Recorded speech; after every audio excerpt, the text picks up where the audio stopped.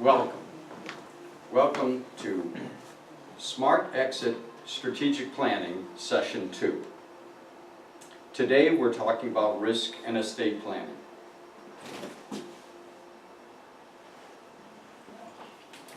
This is our course overview, and here's Mickey. Hello, Mickey. Maybe you can get a couple sheets of those paper for Mickey. So we're in the period of time right now where we're doing review and questions and answers. And then next we're going to be doing on the computer the step 2, assessing the current environment. That's going to be looking at your strengths, weaknesses, opportunities, threats, and the trends that you see in the marketplace. From there we're going to then talk about step 3, which is building your company value. What are those things that you could do that could improve the value, your company value proposition, why employees work for you, why do they stay? Because there's a very specific reason, they're not just working for you because it's a job. There's a reason they came to you to begin with, and there's a reason that they stay with you. And you have to keep that in mind as you hire people and as you bring them in, because you want employee retention in your company, because it costs a lot of money. It can cost anywhere from 50% to 200% of what a person's wage is to replace an employee. And one of the points that gets into is as somebody starts to be not productive or there's some issue for them, their productivity goes down, and that lack of productivity affects the people that work around them. And then they may go out of that position, then you have no one doing that job. And then you have to have other people compensate for that. Then you have to go through the process of searching, advertising, interviewing, and hiring. So there's a lot of cost in terms of employee retention that is decreased if you keep your workforce stable. The next is we'll go into risk. And there's 2 kinds of risk we're going to look at. And that's the risk that all businesses face pretty much all the time. And we started in that conversation in the introduction, and we're going to go deeper into it today. And then we're going to look at the risk of a business sale. There are some very specific risks that are faced when you go to transition a business. We'll talk about computers today, and Asana is going to be talking about computers and passwords and that sort of thing. Then we'll have a break. And then we'll come back, and Jeff Mays will talk about business insurance. Then we'll do step 4, questions 1 through 4, which are about insurance, business insurance. Then Dan Marsh, who's with Marsh, Higgins, Beatty, and Higgins. I think I have those 4 names, right? Vancouver law firm. He's going to be coming at 11:30, and he's going to speak about estate planning. And then we'll have a few questions. There's 4 questions after that on estate questions. And then we'll wrap up. Now I want to tell you now, probably when we get to those final 4 questions, you may or may not get all the way through. So you'll, like many of these, you'll do a little work in each question just to have something pinned down while you're there. And then you can come back and develop it more in the future.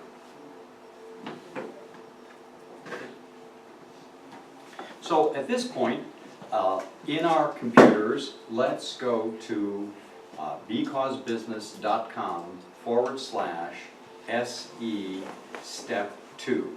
Asana, could you bring a laptop for Mickey, please, or a iPad with a keyboard? Yes, well, because it's still at 20%. Here, I know. Great. Well, this is a bigger phone. Yeah, a bigger problem. With a keyboard.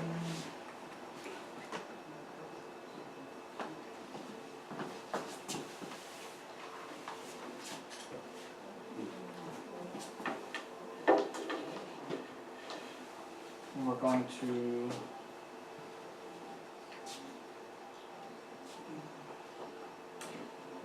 You may be able to run it off. I have my battery. Okay, great. The big thing is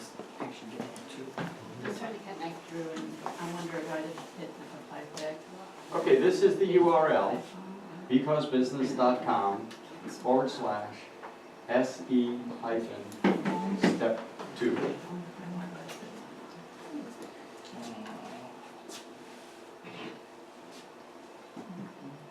How are you finding it? That's fine. I just don't know the battery. We'll be here. Keep typing that password up there. This URL. No. Perfect sauce. Oh, yes. 232.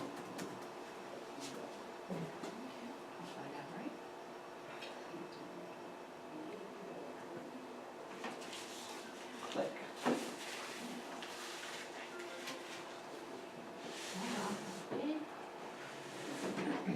Fine, just- Yeah, you can go.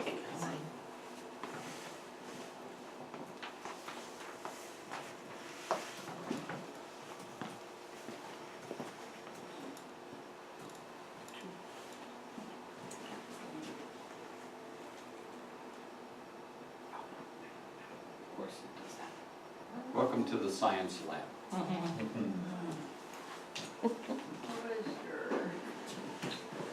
Once that's up. Assessing the current environment.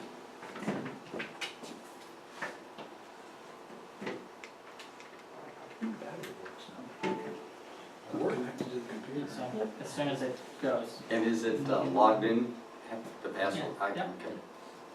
yeah. It's This a one. little slow. That's good. Now, this is Doesn't iPad seem 2. Doesn't seem to want to connect. Oh, It's gonna be. that's fine.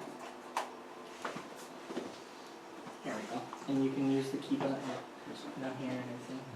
It was a good idea. Good enough. And it should be both step typing. And Stephen, did you find the Yeah. SE step? Okay, so go ahead and scroll down and put your first name, last name, company name. That's a bad right one. No. Oh, I'm not right spot. It's alright. I know it was SE. Yeah. Step. SE. I gotta get that back. There we go. Okay, that's one. Dash. Oh. Hyphen, That, step 2. okay. I was trying to say it over the cell phone yesterday in the car at 75 miles an hour. And I could make that URL simpler. It seemed pretty simple at the time. 75 miles an hour? Oh, maybe it was 80. Surprised it was that complicated. All right, so this is, we're picking up where we left off. And in the first one is list some of your main strengths and how the staff are supported to master and demonstrate these strengths with your customers. And of course, you could write an hour or 2 hours in the first box. But we're just asking for a few words, a few sentences. You could put bullet points, whatever's convenient for you. What are those main strengths of your organization?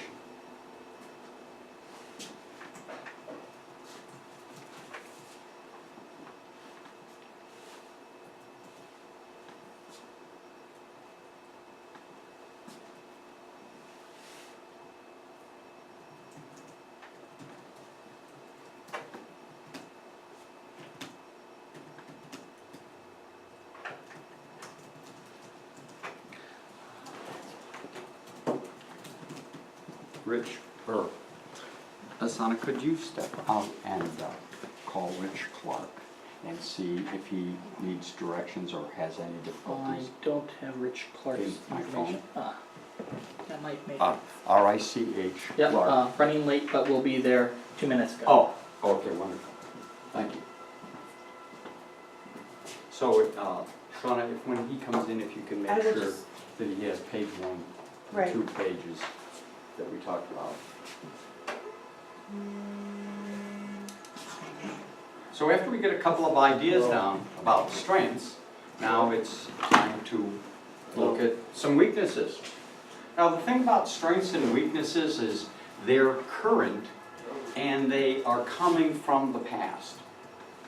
This is the famous SWOT, SWOT, and then a later version of it that we're using is with an extra T, SWOTT, that was developed in the 80s as a quick way to evaluate an organization. So the first two, and they are typically shown in a box. Let's see here. Let's see if we have that. No, we don't have that.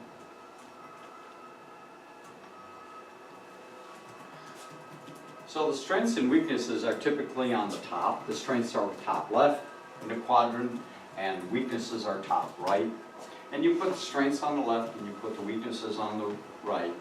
And this is your current situation that is influenced from your past. Your strengths and your weaknesses come out of the past, and they're present in the future.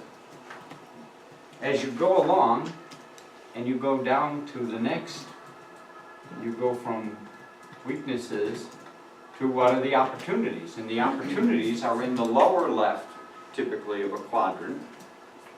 And then the threats are next to it on the right. So strengths and weaknesses are on the top, left and right, and opportunities and threats are below them, with opportunities on the left and threats on the right. And the opportunities and threats, they're in the present and they're moving forward into the future, while strengths and weaknesses are coming out of the past into the present. So write a couple of things down about what are those opportunities that you see, both the current opportunities and the possible opportunities. Those just the first inklings that you're getting, that you heard something on the news, you saw something in a magazine, you read something in the newspaper or on the line, and you've got a hunch, or you've heard about another business like yours in another part of the country, and they have this opportunity, or they have this threat. While it's not affecting you right now, it's not a weakness, but it could be something that comes up that could threaten your organization in the future.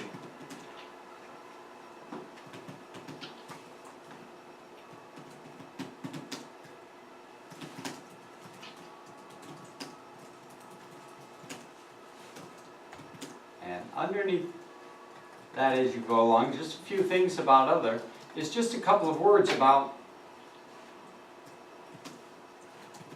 using your strengths to seize opportunities.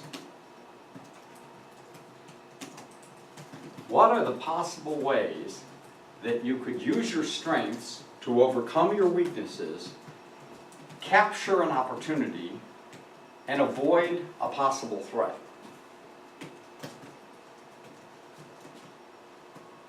So here we're getting into some strategy.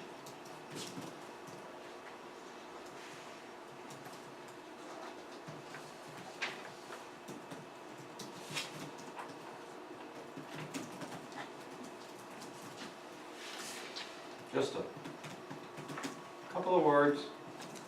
And then the last one here in this step 2 is the trends. What's taking place in the marketplace?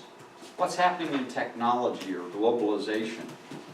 What's happening in other parts of the country? What are your customers saying to you? What's some future need that your customers may be telling you about, or you may be sensing from going to trade shows, from having meetings with your vendors and your suppliers, that you can anticipate what may be coming up in the future? Because if you can hook your star to a trend and anticipate a trend and be there prepared before your customers need that service, you'll be able to roll out a service and show very high value to your clients. And at every step possible, you have to separate yourself from being in the commodity business. By adding value to what you do and how you do it, and anticipate future needs, your customers will turn to you for your genuine value, what you really bring to the table to help them. And as we get to the bottom of this, it's time to press the submit button. And why don't you wrap that up and we'll move on to step number 3.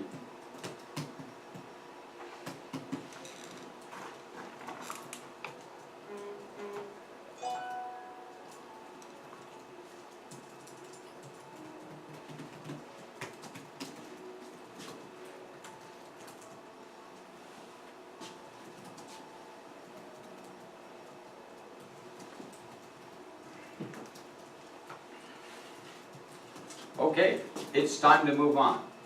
Please click on the bottom of your screen on the left there, SmartExit Step 3 Build Company Value. You'll have a chance to come back and fill this out more thoroughly. So I hit submit and then. Yes, yes, it'll take a minute for it to move from one to the next. You got it, Steve? Mickey, thank you. I keep wanting to say Steve, but no, it's not Steve, Mickey. Hi Rich, welcome. Hey, thanks. Do you have it? Were you able to move on to the next Yes. page? Okay, cool.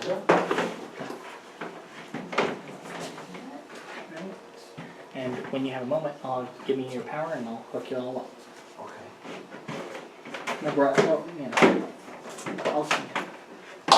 While we're getting organized, any questions about the SWOT?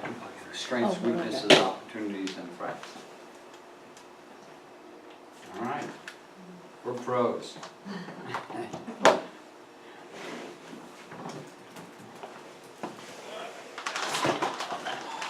So now we're moving into step 3, build company value. Like that? Yes. Hodgepodge wires.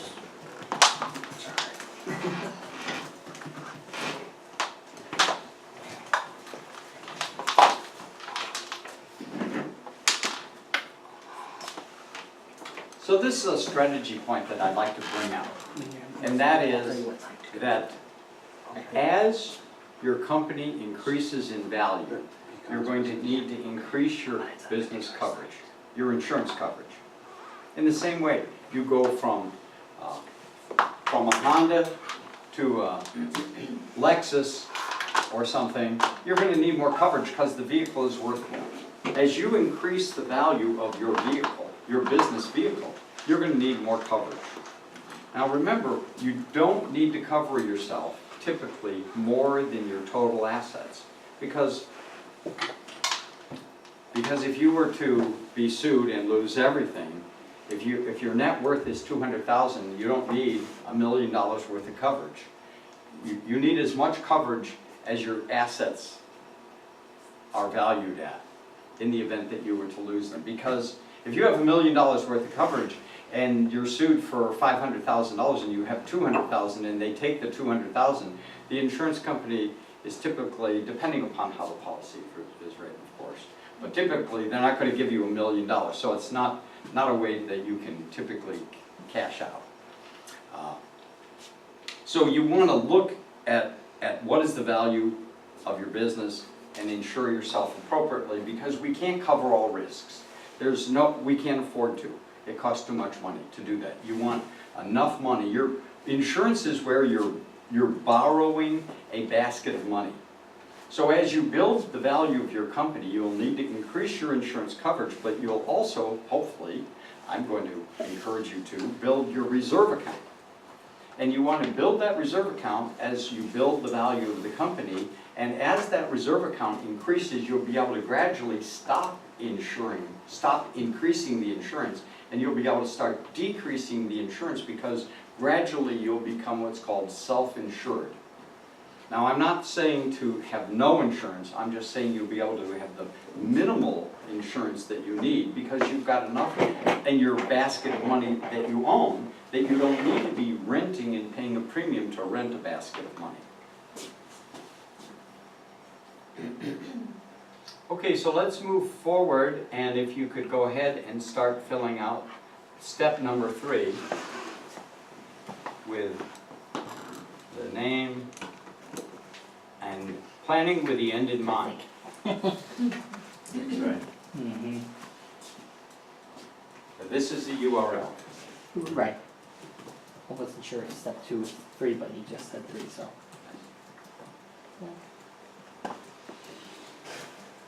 So let's paint a little picture here. You've sold the business, you've cashed in, the money is in your retirement account. Your retirement account is well invested. It's another topic. It's well invested, it's growing in value. You're living off the interest and dividends from your retirement account. You don't even have to go into the principal. Your dividends and interest are providing you with an excellent lifestyle. What is it that you'd like to be doing? Are you going to be on a boat? Are you going to be playing golf? Are you going to be visiting with your children and grandchildren? What is it that you would like to be doing after you've transitioned and stepped away from your business? You have to plan with the end in mind so that you've got a clear picture of why you're going through all this work and taking this kind of risk. So write a few sentences about that picture.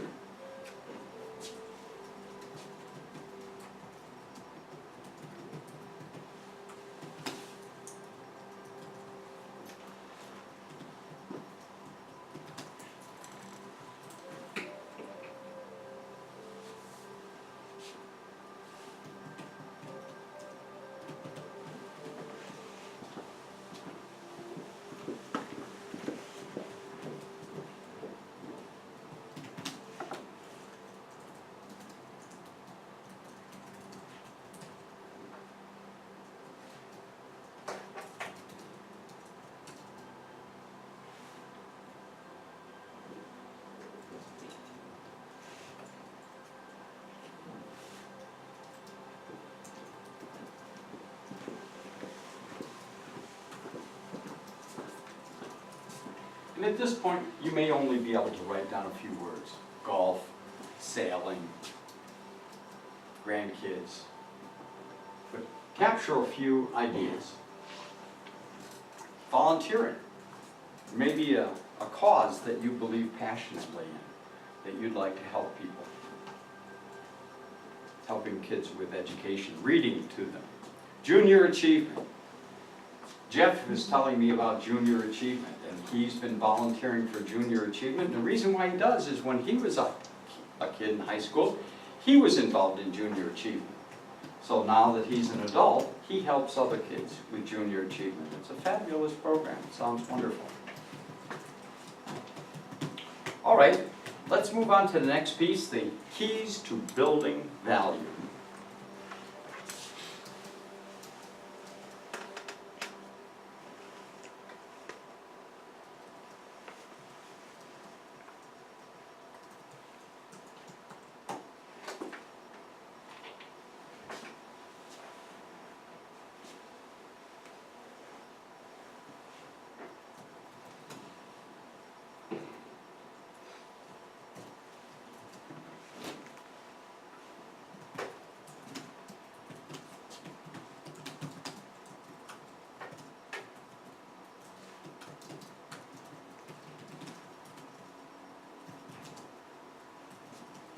We're going to come back over and over to the idea of building the value of your business.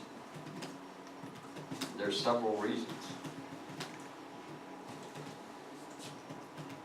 You won't be able to mentor a protege unless, or effectively, unless you can show them how to, A, defend against threats, solve problems, build on what's working best for you, but also to show them how to build the value. Because as you step away from the business, what do you want that protege to be doing? You want them to be continue to build the value of the company so that it's stable, so that that person stays in place running the business while they pay you for purchasing the business from you, unless you've cashed out. If you've cashed out and they give you the keys and you sign the documents, you walk away, well then you wish them good luck and you can read about them in the newspaper, hopefully good news. But if you haven't, if you're carrying paper on that business, well then, hopefully, the value of the business is going up, because fundamentally, one of the basic ways that business goes up in value is that they're continuing to have growth in revenue, growth in net profit, reduction in debt. And those things are important for that person who's making you monthly payments to have the stability to continue to make those payments. So, the next piece is we look at the company, the customer value proposition. Why do your best customers do repeat business with you and refer you? Is it just because you're conveniently located? Is it just because you answer your phone with a person instead of being a computer answering the phone, and they don't like dealing with a company where they call in and they have a phone tree and they have to go through 4 levels of the phone tree before they're then put on hold to wait 5 minutes or 25 minutes in the case of some firms like Intuit. But Intuit does answer their phones eventually, so that's a good thing.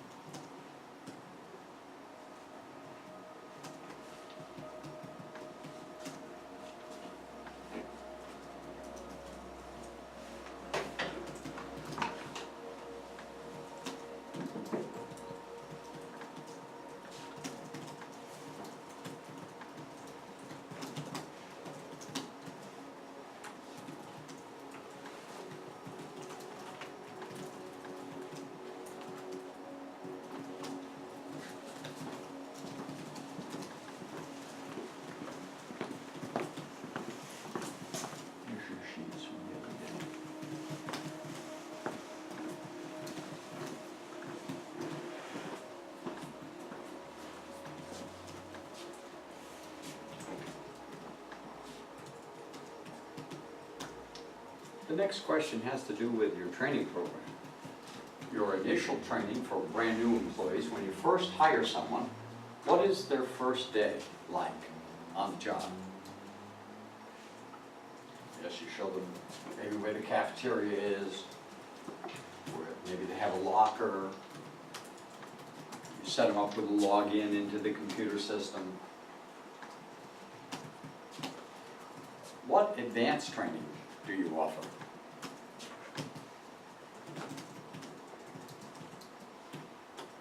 You have to provide a ladder, a way for an employee to move from one position to another if you expect them to stay. Otherwise, they're going to get their basic training from you.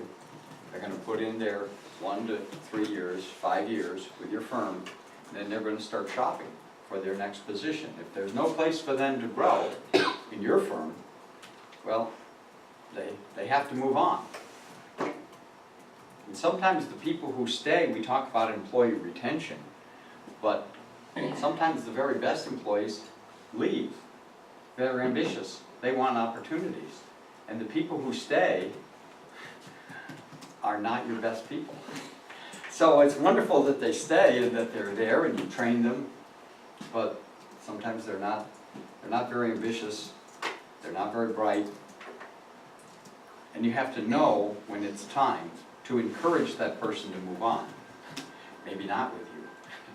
To help them. So let's talk for a minute here about advanced training. Initial and advanced training. Just a few words. Maybe you don't have any advanced training right now. Put that down.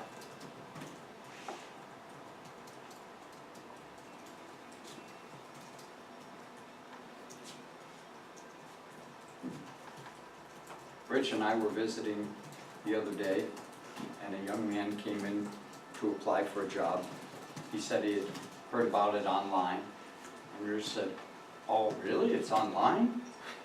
And the young man said, yes. I thought, it's online. But there wasn't a position open. And, you know, people come to us. I'm sure, Michelle, do you have people who drop in, who ask or bring you a resume? And I'm sure Vicki and Stephen, you have folks who approach you, and you have to have a process how you're going to go through. Well, the question is why do they come to you? They have all these businesses and storefronts that they walk past, and they walk in your door. Why did they walk in your door? Maybe they're walking in every single door, but probably not. There's some reason that they were attracted to you. So why? Asana, looks like Vicki needs help. Well, they might have worked in a similar situation before, so the shop before, and want to Yeah. let me know that they have expertise. Mhm. Yes, that's one of them. So tell me a little bit more about that. Is it because of the retail aspect, do you think? I know, engraving, It's because of or engraving. they've had some similar experience with some machines, maybe not so much exactly the same machines, but Mhm. similar and in retrospect, so, They feel comfortable that they can speak to you yeah. and that they have something to say, and they're not just, I know how to turn a computer on. Right, They know something more than that. And what they're hopeful is that you'll have some need and you'll see some potential with them. That if you were to work with them a little bit and give them a little bit of an opportunity, it would be a good opportunity for your company and a good opportunity for them. right. Wonderful, wonderful.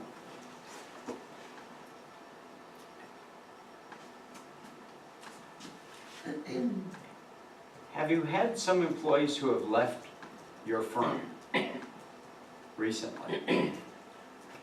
Make a note here, list employees recently departed. And do you have any idea of why it was they departed?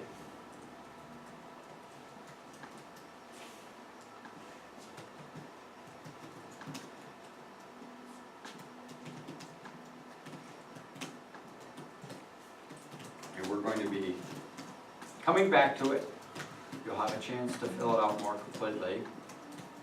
And a few words about what your firm does best. What sets you apart? Why do customers come to you? This has something to do with your value proposition. And it's very interesting because there's some parallel between why do employees come to you and why do customers come to you. There's something in your secret sauce. There's something in the way that your firm presents itself. Your company culture.